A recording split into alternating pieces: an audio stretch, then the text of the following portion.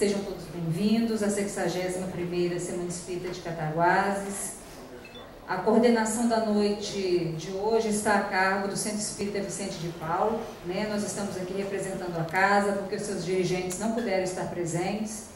O senhor Alexandre, que é conhecido de todos, a dona Joselina está no hospital com sua filha em Juiz de Fora e o Zezão está viajando a trabalho. Esta noite teremos o prazer de receber a Denauer Goulart, de Além Paraíba, com o tema Conhecereis a verdade vos libertará.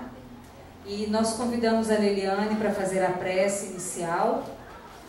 E após a prece, a palavra é toda sua, Denauer.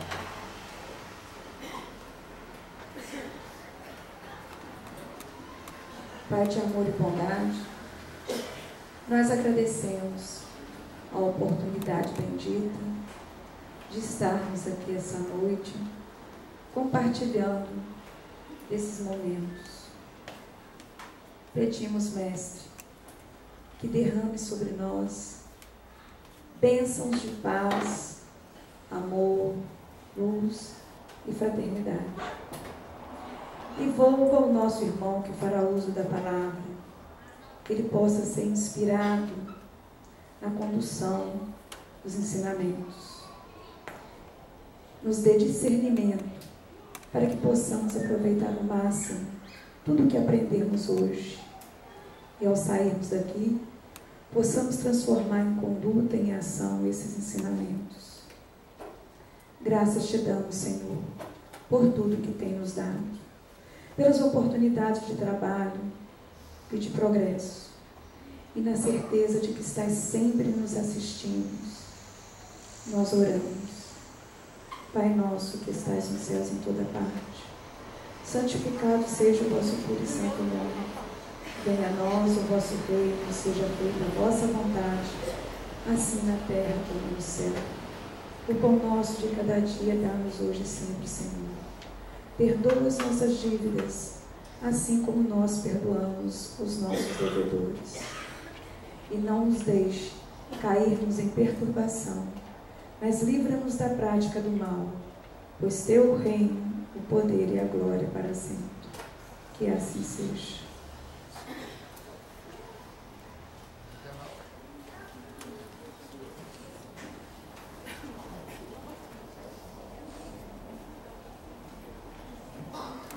Prezados irmãos, boa noite a todos.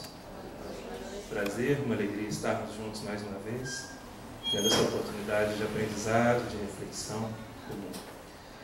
Como nossa irmã antecipou, o propósito nosso nessa noite de hoje é estabelecer algumas considerações a respeito de uma passagem do Evangelho de Jesus. E é muito bom, nos dias atuais, que nós dediquemos algum instante, alguns momentos, para revisitarmos a vida do Mestre. Sobretudo a partir do momento em que temos à nossa disposição a luz do entendimento espírita. Então, antes de entrarmos na análise propriamente dita da passagem evangélica, nós gostaríamos de iniciar propondo uma reflexão que está também no Evangelho de João. João, ao encerrar a transcrição do seu Evangelho termina exatamente no capítulo 21, versículo 25. Ele nos deixa uma mensagem que suscita algumas reflexões.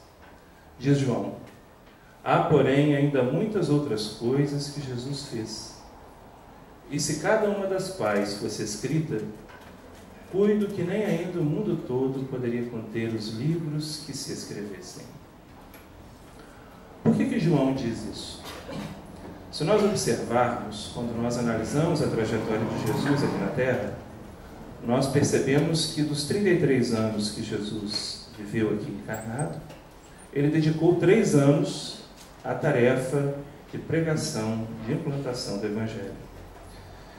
E foi um período tão profícuo de realizações, foram tantas lições, tantas considerações, tantos testemunhos que Jesus deixou, que João diz textualmente o quê? Que os 4 evangelistas não conseguiram registrar nos seus evangelhos tudo aquilo que Jesus fez. Talvez tenham registrado os aspectos mais relevantes, os fatos mais notáveis. E é nisso que a doutrina espírita vem trazer um acréscimo de entendimento para nós. À medida que, através da sua bibliografia, da descrição dos benfeitores espirituais, ela vem relatar uma série de situações, de episódios da vida de Jesus que fugiram aos registros históricos, quando não trazer acréscimos de narrativa que também não estão nos evangelhos. Então, quando nós pegamos, por exemplo, inúmeras mensagens de Humberto de Campos, não só no livro Boa Nova, em outras obras também, quando nós pegamos as obras de Amélia Rodrigues, psicografadas por Divaldo Pereira Franco, quando nós pegamos, por exemplo, Jesus no Lar, de autoria de Ney Lúcio, onde ele narra os encontros de Jesus com os apóstolos na casa de Simão Pedro, ele mostra inúmeras lições enriquecedoras que Jesus nos legou. Mas, narra o Evangelho que algum tempo após Jesus ter protagonizado o episódio da mulher adúltera, ele se dirige ao Sinédrio e, em determinado momento, ele recebe a oportunidade de usar a palavra. E Jesus então começa a falar.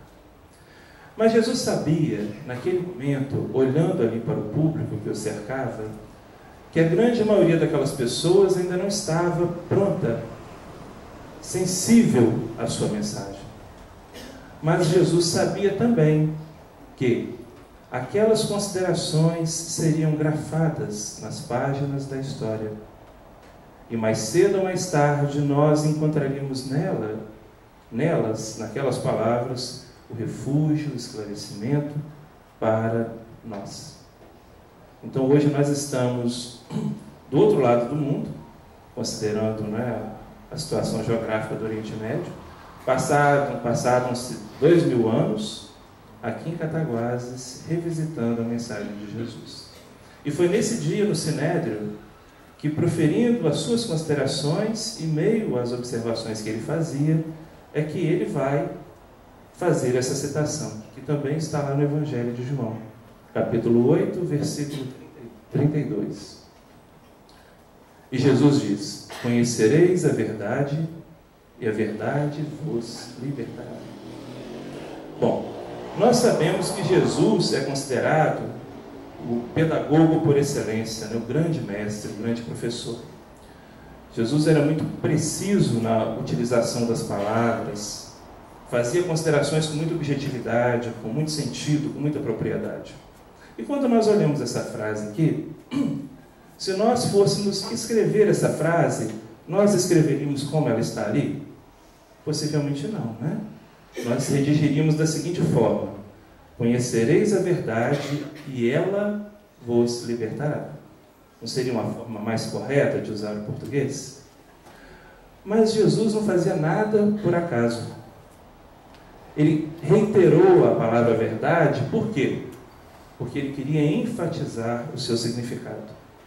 Ele fez uma proposição para que nós, ao encontrarmos essas observações, nos detivéssemos com mais atenção, com mais cuidado, sobre o que ele queria dizer com a palavra verdade. E verdade é um termo que nós utilizamos no nosso dia a dia, não é? Para fazer juízo de valor, para analisar situações pontuais da nossa existência, para fazer juízo de fatos, de circunstâncias quaisquer. Então, fulano disse a verdade, tal fato é verdade ou não é? Sobretudo hoje, onde nós somos bombardeados incessantemente pelas informações, onde nós temos um acesso à internet, onde nós encontramos cotidianamente as tais fake news. Esse conceito de fazer juízo de valor daquilo que é verdadeiro, daquilo que é falso, toma bastante o nosso tempo, não é? Pois bem, nós então gostaríamos de expor e trabalhar com vocês alguns conceitos aqui. Primeiro deles, o que é verdade? Então, verdade é conformidade com o real, exatidão e realidade. Então, nós normalmente, como eu falei, utilizamos a palavra verdade para fazer análise de circunstâncias pontuais da nossa existência. Mas nós precisamos aqui analisar dentro do contexto, em que Jesus trouxe essas informações. E ele disse para nós: conhecereis a verdade. Mas a que verdade Jesus se referia? A que verdade? Com que fim Jesus concitou os homens a conhecê-la? Para que conhecer? Qual o propósito disso? Qual a significação? E o que ele quis dizer com conhecer a verdade? Então vejam só. Quando Jesus faz essa constatação, conhecereis a verdade, ele na verdade está fazendo uma associação entre a palavra verdade e o Evangelho, a Boa Nova. É como se ele falasse para nós: procurem refletir sobre aquilo que eu tenho dito a vocês. Procurem prestar atenção naquilo que eu faço e no testemunho que eu dou. Porque as minhas expressões de comportamento, verbalização, correspondem à manifestação da verdade.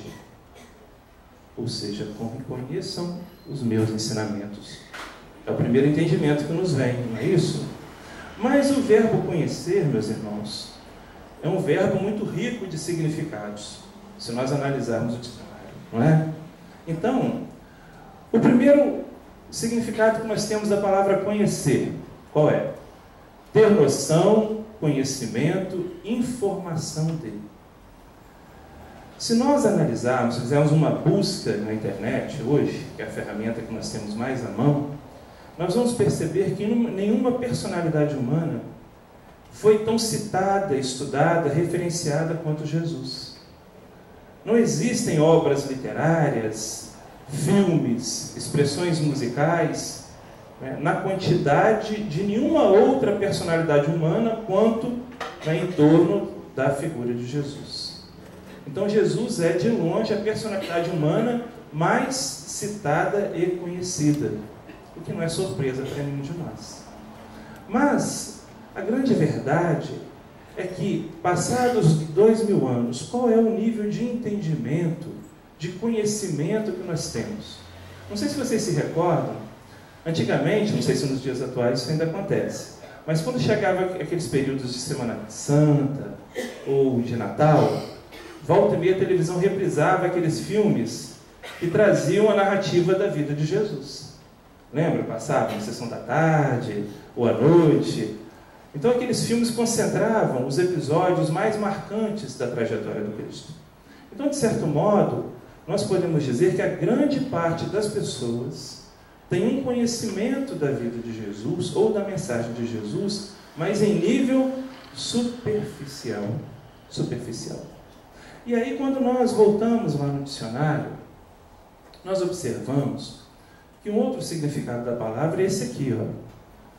Saber, ser muito versado, conhecer bem.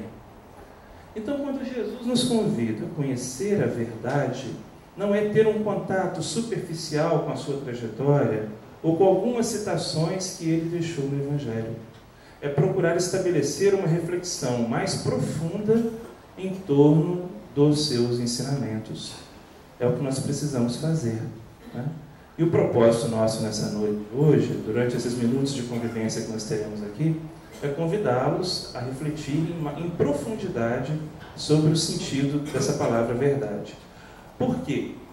Porque quando Jesus ele diz, conhecereis a verdade, nós vamos observar que a busca desse conhecimento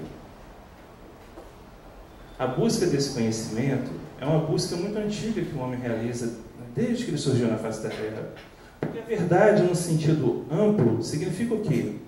O conhecimento das questões fundamentais da existência. Qual é o sentido da vida? O que nós estamos fazendo aqui? Por que há o sofrimento? De onde nós viemos? Para onde nós iremos? Por que existem tantas desigualdades? São questões a que o homem tem se voltado continuamente, sobretudo nos dias atuais. Então, desde o seu surgimento na face da terra, o homem vem tentando compreender as questões fundamentais que cercam a sua existência. E, para realizar a busca desse conhecimento, desse entendimento, o homem se utilizou de alguns caminhos. Ele empregou alguns caminhos, algumas vertentes do conhecimento humano, para tentar compreender o sentido da verdade. E qual foi o primeiro caminho de que o homem se utilizou para isso?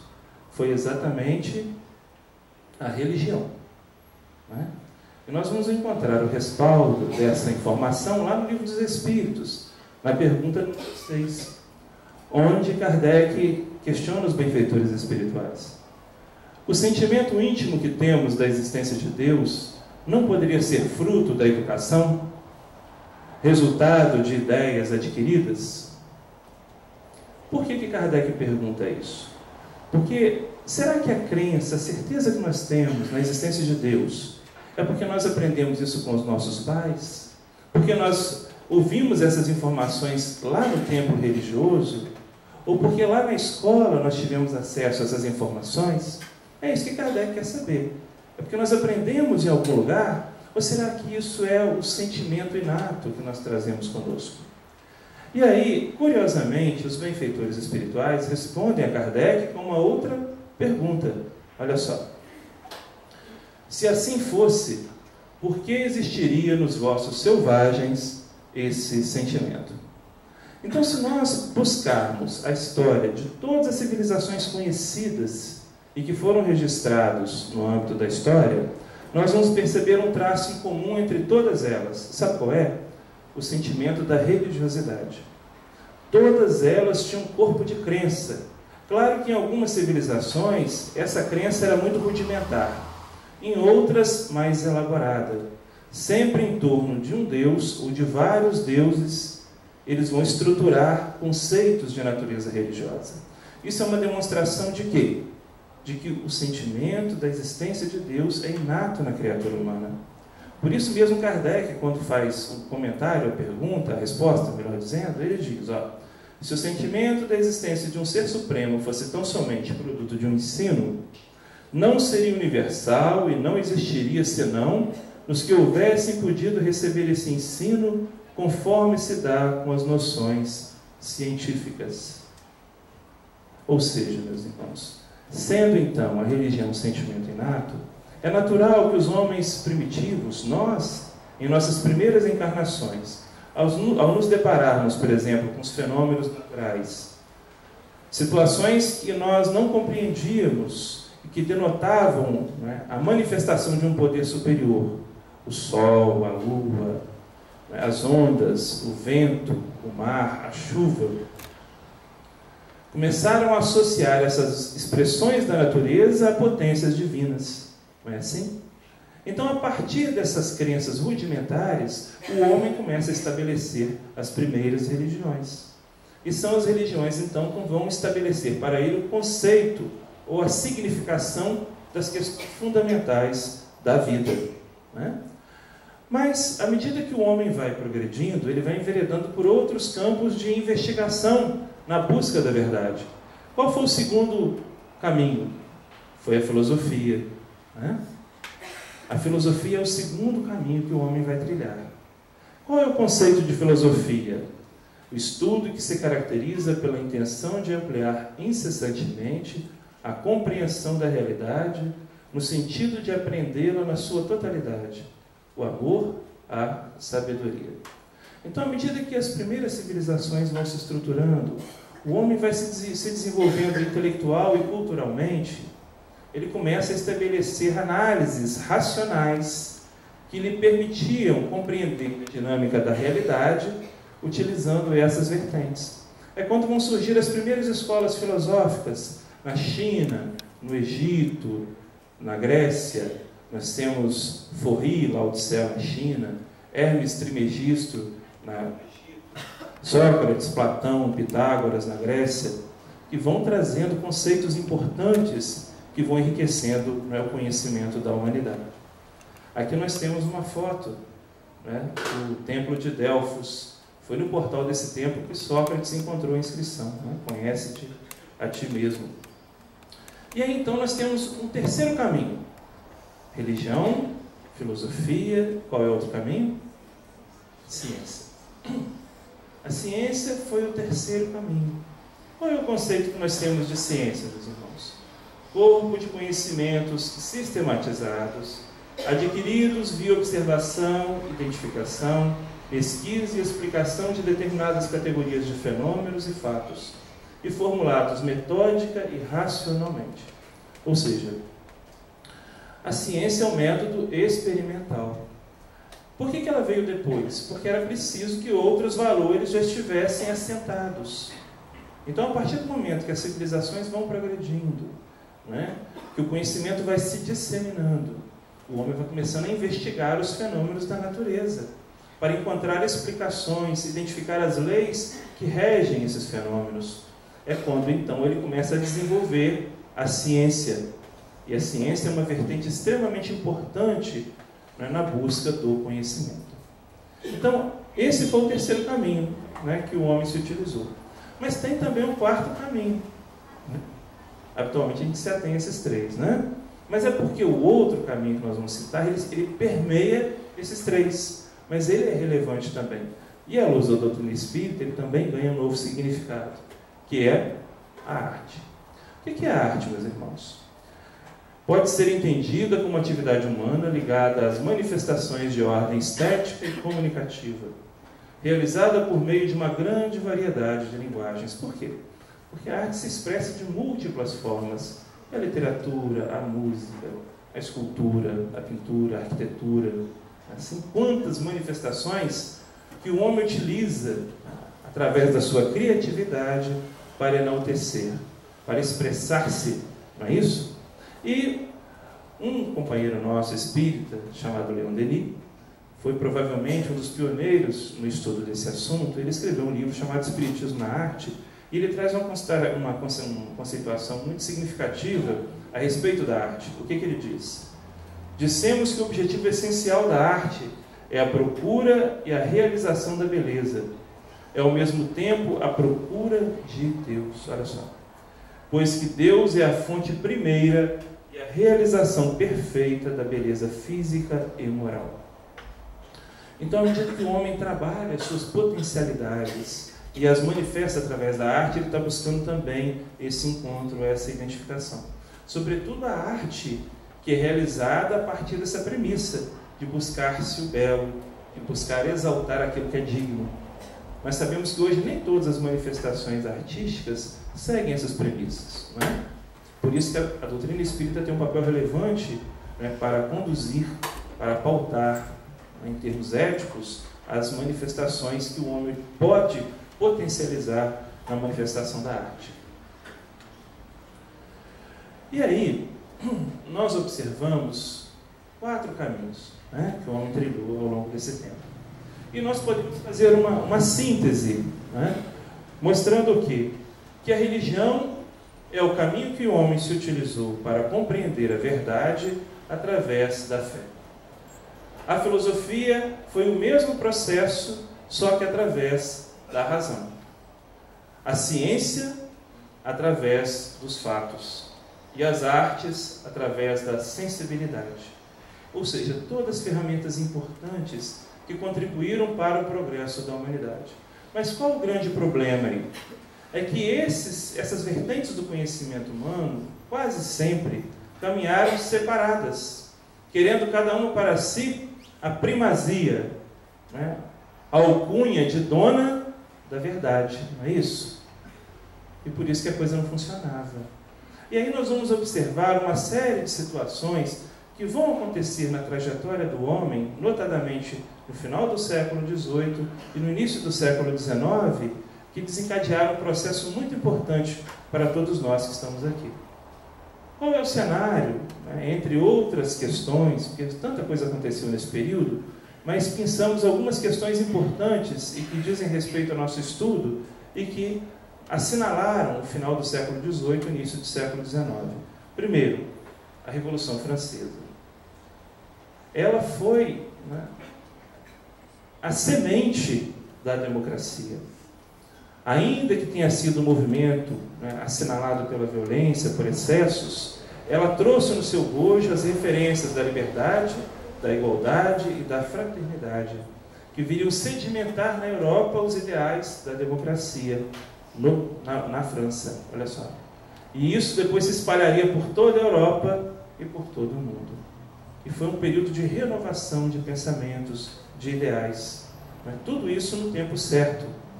Ao mesmo tempo, nós temos os avanços da ciência, nós temos a Revolução Industrial, a produção em massa de alimentos, de vestuário, isso contribuiu para melhorar a qualidade de vida, aumentar a expectativa de vida das pessoas.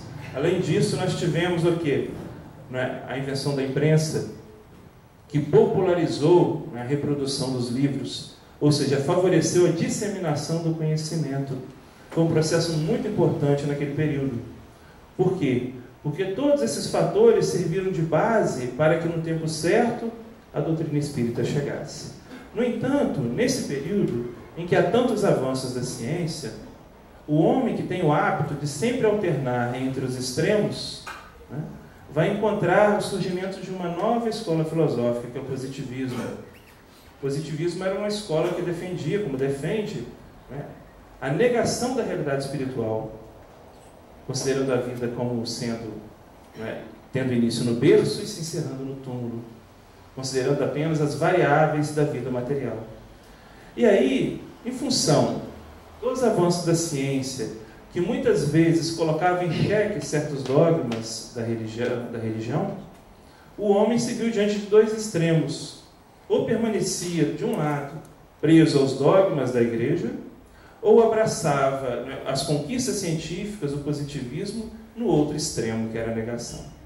É justamente dentro desse contexto, quando a humanidade carecia de uma nova direção, que agregasse ao mesmo tempo os avanços do conhecimento humano, né, mais uma fé nova, alicerçada, né, na razão, é que surge a doutrina espírita. E aí, então, nós vamos encontrar algumas referências importantes através de Viana de Carvalho, no livro Atualidade do Pensamento Espírita. Nessa obra, ele traz algumas considerações importantes e ele apresenta uma síntese do que é a doutrina espírita para nós. Então diz ele que a doutrina espírita é uma síntese de ciência que comprova a imortalidade e a reencarnação, a vida estuante antes do berço e depois do túmulo. Então, a doutrina espírita é a ciência do espírito. E ela vai comprovar isso aonde? Lá no livro dos médiuns, né? Porque ela mostra a nossa realidade espiritual, mostra que paralela à realidade material existe uma outra realidade, mostra que há leis que regem a interação entre essas duas realidades e a vida do espírito. Então, a partir desse momento, a doutrina espírita é uma ciência que comprova através do fenômeno mediúnico a imortalidade e a reencarnação. Olha só. Mas é também a doutrina espírita na condição de filosofia equacionadora dos enigmas que perturbam as mentes e o comportamento dos seres. Porque ela vem equacionar aquelas questões que nós citamos no início. Ela vem falar de onde nós viemos, por que a diversidade de inclinações, não é? De temperamentos, de potencialidades no campo do intelecto, na manifestação cultural, mostrando que somos espíritos pré-existentes, dando uma significação para a nossa existência, mostrando o que vem após a morte do corpo, de onde nós viemos, o que estamos fazendo aqui e para onde nós iremos. Mostrando, acima de tudo, a existência de um Pai justo e bom. Então, é uma filosofia. E, por fim, uma religião. Mas não uma religião como as demais. Isso não é demérito para religião nenhuma, viu? E nós também não estamos fazendo crítica alguma a qualquer religião. Porque todas elas têm um papel relevante. Mas sempre que uma escola religiosa ela surge com um propósito digno, ela está contribuindo para, né, o aprimoramento espiritual daqueles que lhe estão vinculados. Mas a doutrina espírita vem trazer novos parâmetros para nós. E é o que ele fala aqui. Porque é uma religião destituída de fórmulas, de mística, de rituais, ensejando a identificação do homem com a sua realidade, em permanente ligação com o seu Criador. Ou seja, a doutrina espírita não tem classe eclesiástica, né, hierarquia sacerdotal, não tem rituais, não tem dogmas. A doutrina espírita é destituída desses fundamentos, dessas características. Por quê, meus irmãos? Porque ela vem resgatar a essência do cristianismo. Porque quando Jesus lega para a humanidade, né, os seus conceitos, e vão surgindo os primeiros agrupamentos cristãos, eles se reuniam em círculos em casas de família, em agrupamentos pequenos, e conversavam, estudavam o Evangelho de Jesus. Era algo muito simples. Todos esses apetrechos foram criações nossas, humanas, ao longo do tempo, e que foram, pouco a pouco, desvirtuando o sentido da mensagem de Jesus. Então, como Viana de Carvalho deixa claro para nós, a doutrina espírita vem agregar em seu corpo doutrinário todos esses aspectos aí. Mas ele continua dizendo ainda, na mesma obra, o seguinte, olha: baseada na moral do Cristo, assim como dos seus predecessores, especialmente Sócrates e Platão, torna-se a religião cósmica do amor, que alberga todos os seres sencientes, irmanando-os ante a paternidade divina e única. É belíssimo, diz para nós. Não é? Mas um detalhe interessantíssimo, não sei se aqui, quem aqui já leu A Caminho da Luz? Opa, então o pessoal da biblioteca pode encomendar A Caminho da Luz aí, tem muita gente, né, que precisa ter oportunidade de ler essa obra. Né? E nesse livro, Emmanuel estabelece um paralelo entre a evolução da humanidade, narra a história, a trajetória do homem na face da Terra, e ao mesmo tempo mostra que, paralelo a esse processo da evolução material, existiu desde sempre a intervenção dos benfeitores espirituais, capitaneados por Jesus, né? Auxiliando o homem em sua trajetória, em todos os tempos, nas circunstâncias mais relevantes. É por isso que ele vai dizer aqui para nós. Alô? Oi. Então, olha o que Viana de Carvalho diz para nós. Olha só. A verdade, lentamente desvelada através dos séculos em fragmentos. Por que ele diz isso? Nós não citamos alguns missionários do passado. Além deles, temos inúmeros outros. Né? Temos Krishna, temos Buda, temos os profetas do Antigo Testamento, nós temos também, né, Francisco de Assis, Maomé, que era também um espírito missionário, ainda que não tenha cumprido integralmente, né, a sua tarefa, né, a sua missão.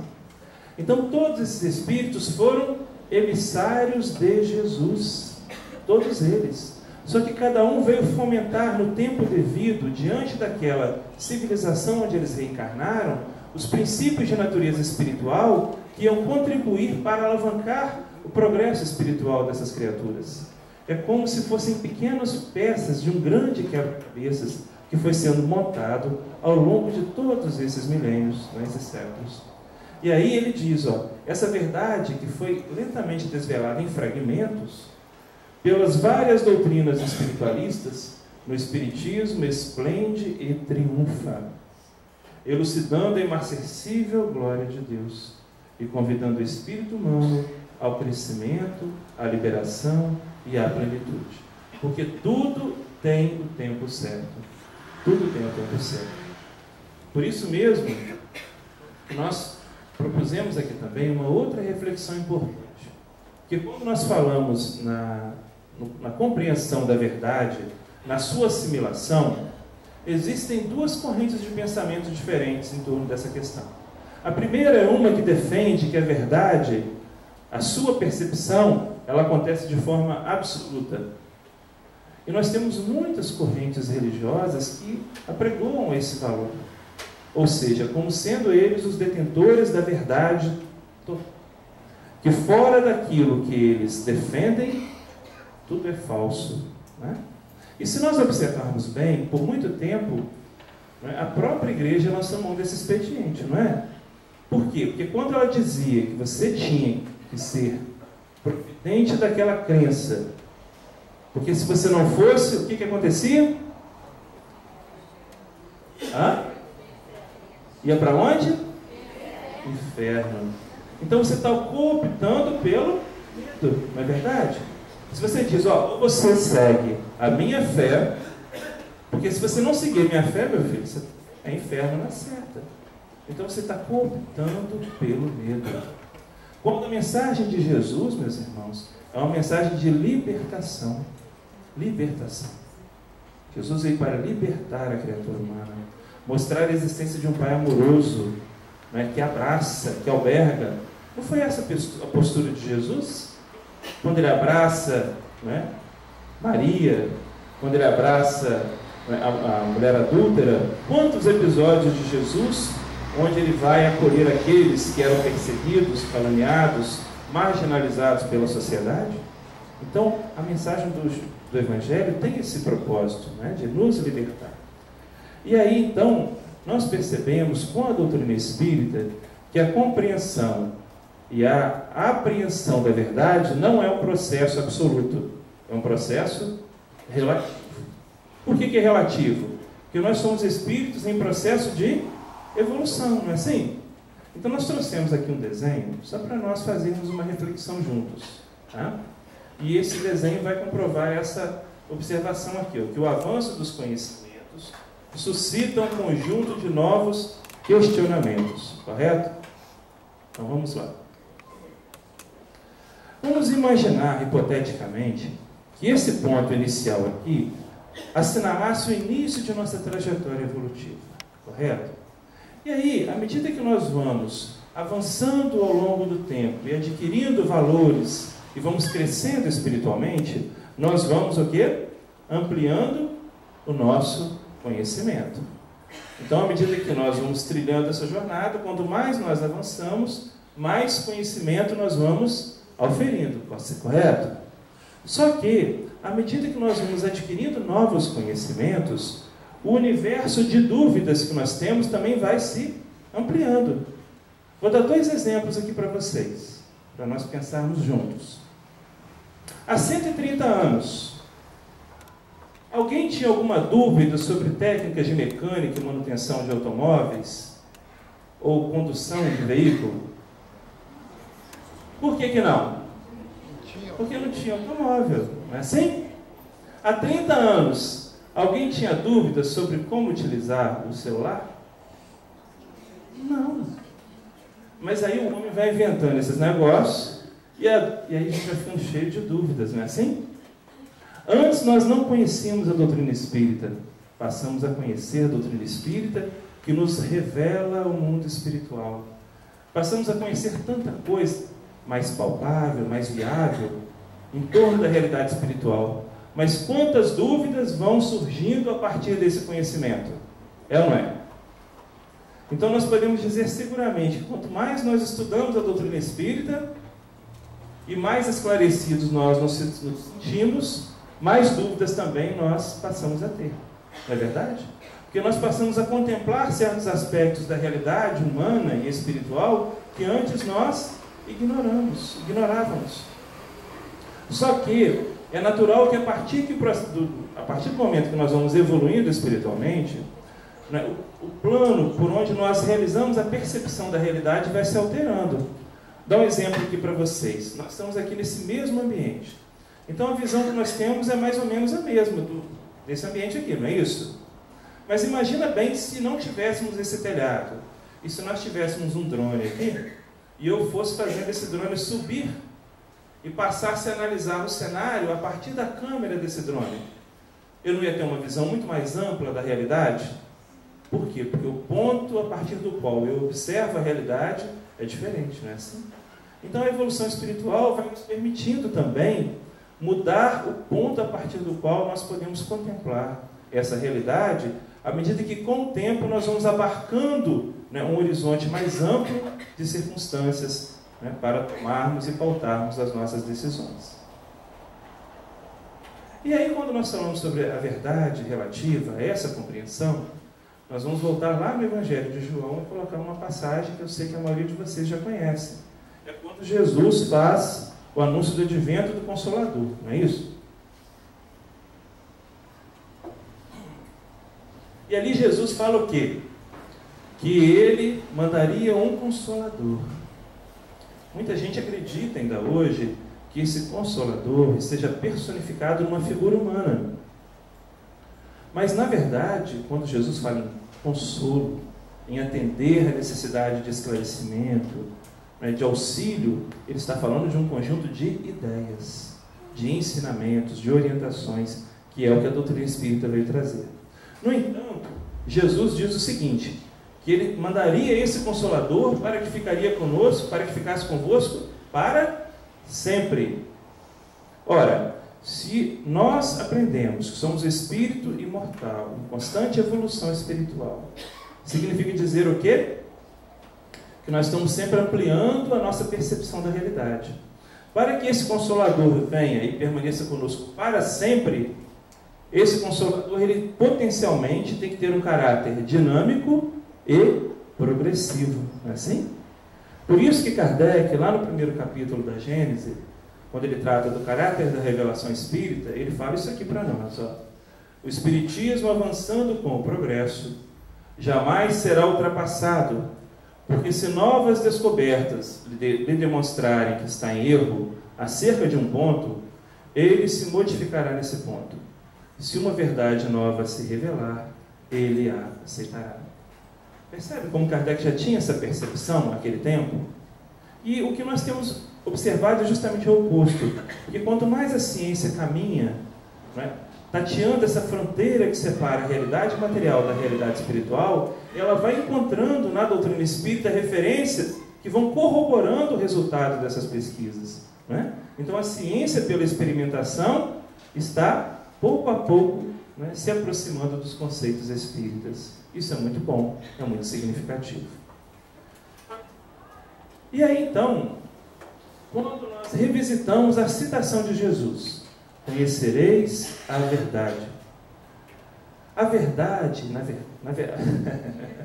redundante, né, gente? Quando Jesus fala sobre a verdade, então, ele está falando sobre a revelação para o homem das suas leis, né? É a compreensão das leis naturais, que abarcam não só a realidade material, mas também a realidade espiritual. E hoje, a doutrina espírita é a ferramenta que nós temos que melhor nos faculta a compreensão das leis naturais. Então, se hoje Jesus pudesse repetir para nós, conhecereis a verdade, é como se ele estivesse sugerindo a cada um de nós aqui, debrucem-se nas obras espíritas, estudem, meditem, reflitam, porque elas encerram em si a expressão do conhecimento da verdade dentro da capacidade de entendimento de que vocês dispõem. No entanto, meus irmãos, nós vamos ver que a apreensão da verdade não é apenas um processo intelectual. E vocês vão entender isso. Por quê? Porque Jesus diz, conhecereis a verdade e a verdade vos libertará. E a verdade então nos liberta de quê? De quê, gente? Que a verdade liberta? O conhecimento dela. Da ignorância? Sim. Mas será que é só isso que Jesus quer de nós? Que nós nos libertemos tão apenas da ignorância? Ou tem algo mais aí? Vamos ver então. Ó, uma outra pergunta para vocês. Nossos problemas atuais são muito diferentes dos da época de Jesus? O que vocês acham? São? De certo modo, sim, né? Porque a realidade material é muito diferente, não é isso? Nós vivemos hoje em outro contexto, os níveis de conforto, os níveis de conhecimento, a civilização e demais. Os nossos costumes são muito diferentes dos daquela época. Mas quando nós mergulhamos o nosso olhar na intimidade da alma humana e começamos a analisar os grandes conflitos, porque o que faz o homem sofrer mais? O sofrimento material ou o sofrimento moral? O sofrimento moral. E o sofrimento moral do homem contemporâneo é muito diferente do sofrimento moral do homem do tempo de Jesus? Com as suas frustrações, com as suas mágoas, com os seus ressentimentos, com as suas manifestações de ódio. Fundamentalmente, os dramas humanos continuam sendo os mesmos. Por quê? Aí quando nós pegamos o censo lá, que fala que nós temos no Brasil, por exemplo, mais de 3 milhões de espíritas. Pode não ser muito, mas 3 milhões de criaturas identificadas com Cristo, servindo, trabalhando em nome dele, poderiam, né, plasmar uma realidade diferente. É ou não é? E por que a realidade não mudou muito? Aí nós voltamos lá no dicionário. Lembra que nós estudamos o significado do verbo conhecer? Logo no comecinho do estudo? Pois bem, Conhecer tem mais um outro significado, ou um conjunto de significados que nós vamos ver agora. Conhecer significa também ter relações, convivência com, sentir, experimentar. Então não basta apenas ser versado no conhecimento da verdade. Jesus quer que nós sintamos a verdade. Ele quer que nós experimentemos a verdade. E como é que nós realizamos esse processo, meus irmãos? Como? É traduzindo o conhecimento em realizações. É o grande desafio nosso. E para nos ajudar nesse processo, nós trouxemos uma mensagem de autoria do Espírito Eros, psicografada pelo médium Divaldo Pereira Franco, extraída do livro A um Passo da Imortalidade. Então nós gostaríamos que vocês refletissem conosco sobre o sentido dessa mensagem. Olha o que ela diz para nós. A verdade é Deus. Por que ela diz isso? Porque se Deus é o Criador do universo, se Deus é o Criador do Espírito, que é o princípio inteligente do universo, se Deus é quem criou as leis que regem a vida do universo, Deus é a fonte de toda verdade. É ou não é? Então, a verdade intrinsecamente está associada a Deus. E aí, então, Eros nos propõe uma reflexão muito interessante. Né? Olha o que ela propõe. Que para que nós possamos penetrá-la, faz-se necessário diluir sem amor, como os grãos de açúcar em um cálice de água em movimento. Então, meus irmãos, nós temos aqui um copo de água, né? Pela metade, vocês dá para ver aí de trás. Se nós colocarmos aqui umas 5 colheres de açúcar, o que vai acontecer? O açúcar vai decantar, vai vir para o fundo do copo, não é isso?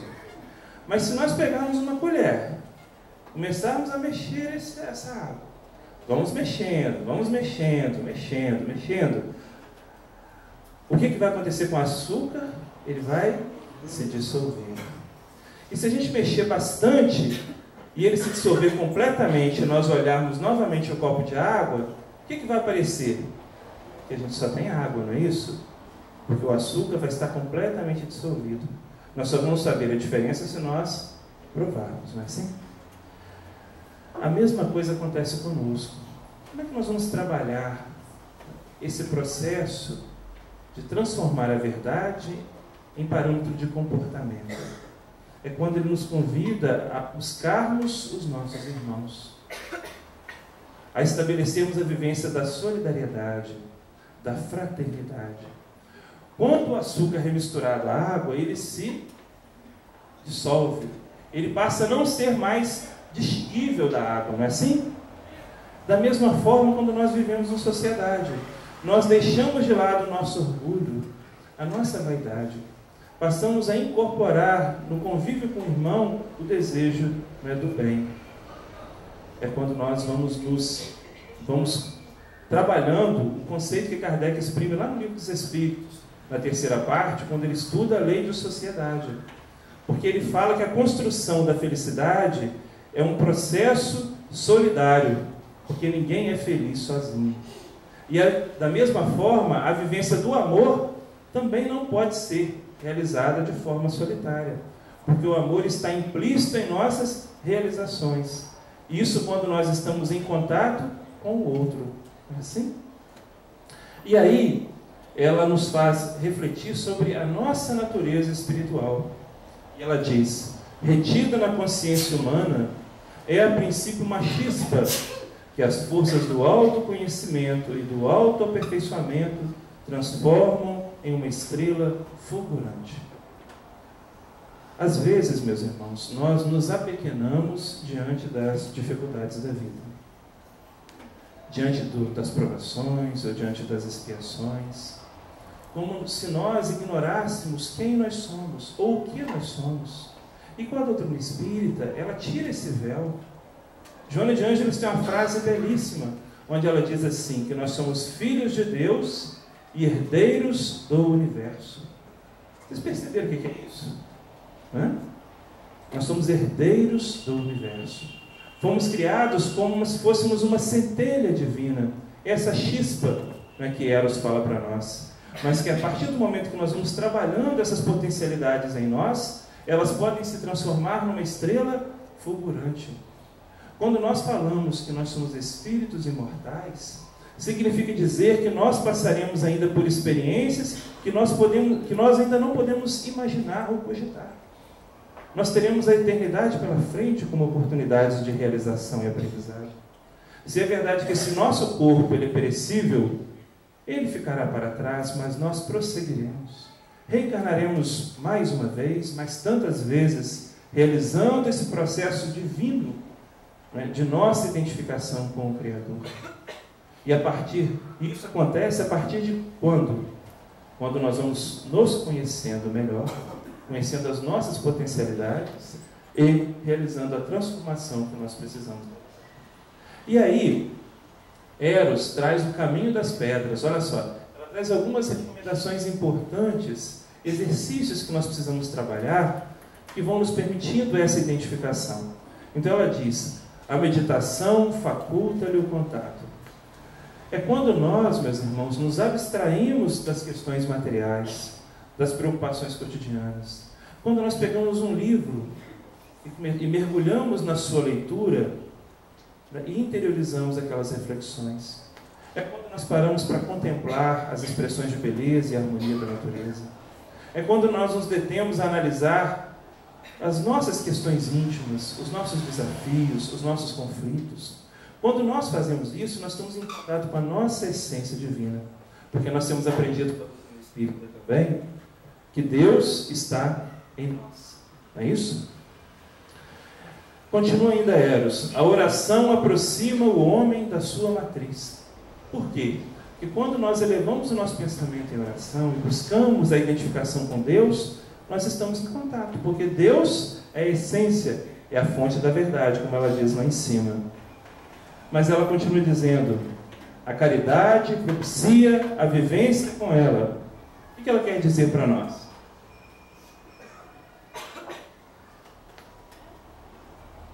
Jesus resumiu a lei e os profetas em 2 mandamentos. Amar a Deus sobre todas as coisas e ao próximo como a si mesmo. Então, ele quis dizer para nós que a essência, né, do Evangelho está na vivência da lei do amor. E Emmanuel, ele faz uma consideração interessante quando ele diz que o amor, que a caridade é o amor em ação. Então, todas as vezes em que nós estamos vivendo a caridade, nós estamos o quê? Vivendo os preceitos da lei natural. Porque a caridade é o meio através da qual nós vamos exteriorizar as manifestações de amor em direção ao semelhante. Não é? Diz mais ainda, a humildade abre a porta para que se adentre no coração. Por que humildade? Porque para nós nos tornarmos pessoas melhores, primeiro nós precisamos saber o que precisa ser mudado, não é isso? Igual quando nós vamos reformar uma casa. Vamos começar a reforma de uma casa. Vamos começar por onde? Primeiro a gente tem que definir quais os aspectos daquele imóvel ali que precisam ser melhorados. É a cozinha que está ruim, é o banheiro, é a pintura da casa como um todo, o piso, né, não está bom. Então a gente vai fazendo esse levantamento, não é assim? Da mesma forma, quando nós buscamos nos tornar pessoas melhores, nós precisamos parar para pensar, peraí, eu quero ser melhor em que aspecto? O que em mim não está bom? E para que nós possamos fazer essa análise, identificarmos em nós os fatores de sofrimento que nos arrojam às quedas morais, nós precisamos vencer o nosso orgulho. Porque o orgulho, ele falseia a nossa percepção da nossa própria realidade espiritual. Né? É quando Jesus diz lá no Evangelho, né, que nós não enxergamos o cisco, né, nós enxergamos o cisco no olho do outro, mas não enxergamos a trave, né, que obstacula a nossa visão. Então, meus irmãos, nós precisamos da humildade, porque ela é a virtude que se contrapõe ao orgulho. À medida que mais humildes, nós temos mais consciência de nossas imperfeições. E a partir disso, então, nós vamos compreendendo e permitindo que essa verdade, ela adentre no nosso coração.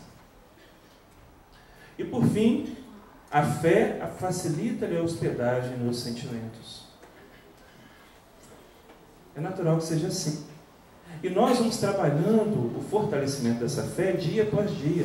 Porque o grande desafio nosso é estabelecer uma fé consistente, uma fé que seja capaz de superar as adversidades. Porque quando nós não temos uma fé suficientemente vigorosa, diante dos primeiros percalços, a gente desiste, a gente abre mão, a gente foge à luta.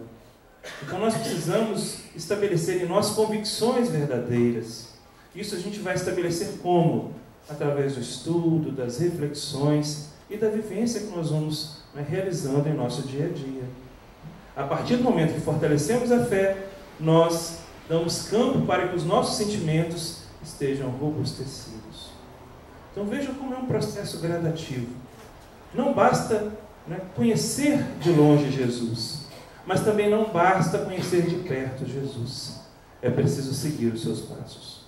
Então, meus irmãos, para nós encerrarmos as nossas reflexões nessa noite, porque é grande desafio de todos nós, quando Jesus diz, a verdade vos libertará, ela vai nos libertar de nossos sofrimentos, de nossas quedas morais, de todos aqueles fatores que constituem geradores de sofrimento em nossa vida. Mas a partir do momento em que o nosso comportamento, em que a nossa vida esteja alinhada com as leis superiores da vida. E aí, nós trouxemos uma mensagem de autoria de um poeta indiano chamado Rabindranath Tagore. Tagore foi prêmio Nobel de Literatura. E após encarnado, ele veio e trouxe algumas mensagens mediúnicas através de Chico Xavier, de Divaldo Franco e de um médium de Brasília chamado Ariston Teles.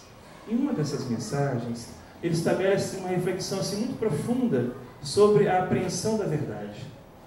E nós vamos dividir essa mensagem com vocês aqui. Quando vislumbrei o teu sagrado vulto, a cortina prateada da eternidade descerrou seus meus olhos e senti-me encorajado. Quando permiti que tu penetrasses a intimidade da minha consciência, alvorada nova de inconcebíveis nuances surgiu-me e alcei-me ao gozo do raciocínio lúcido. Entretanto, pairava incômoda interrogação. Quando finalmente recebi a tua suave presença pelos portais do coração, exultei de felicidade. Encontrei realmente o mundo encantado da sabedoria. Desde então, nas rotas sublimes da imortalidade, tenho-te qual sol, em cuja sese viverei, em cujas radiações viverei numa sese contínua. Ó verdade, quando os homens aprenderão a buscar-te? Que Jesus possa nos auxiliar nessa busca em benefício de nós mesmos. Muita paz.